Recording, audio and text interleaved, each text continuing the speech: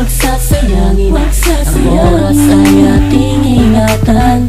Bawat minuto ay bigyan natin ng kahalagahan. Ito ay kailangan, lalo na sa ating gawain. Wala kang palalagpasin, segundo man ay mahalaga sa atin. Kaya huwag sayangin ang ating hangarin ay agad tutuparin. Ito ay kailangan natin para sa pang-araw-araw. Malalaman din natin ito pagdating ng araw. Dahil nga ang oras ay ating kailangan, huwag natin ito sayangin para sa kasamaan. Ang ibang kabataan ay ginagawang libangan, marijuana para lang sa kanilang katuwaan. Tumulong sila sa magulang, sila'y matutuwa sa iyong ginagawa. Dahil tingin nagbago na ang iyong pag-uugali. Ikaw ay bumuti na, di nila alam, ay pakitang tao lang pala. Ang oras ay tumatakbo, wag natin ito'y sayangin. May pagkakataon pa para buhay ay baguhin. Huwag mo ang kalimutan na ang oras nandyan lang. Gamitin mo ito pag ika'y nangangailangan.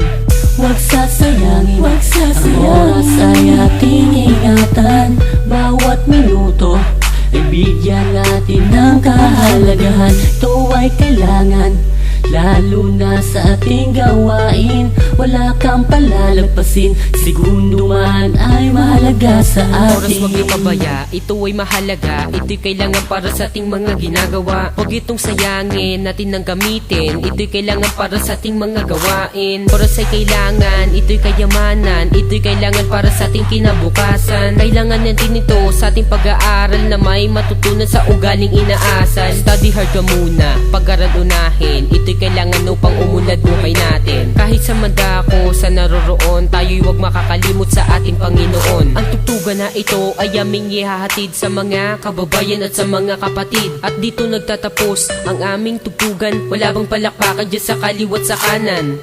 Huwag sasayangin ang oras ay ating ingatan. Bawat minuto ay bigyan natin ng kahalagahan. Ito ay kailangan, lalo na sa ating gawain. Wala kang palalagpasin, segundo man ay mahalaga sa atin. Huwag sasayangin ang oras ay ating ingatan.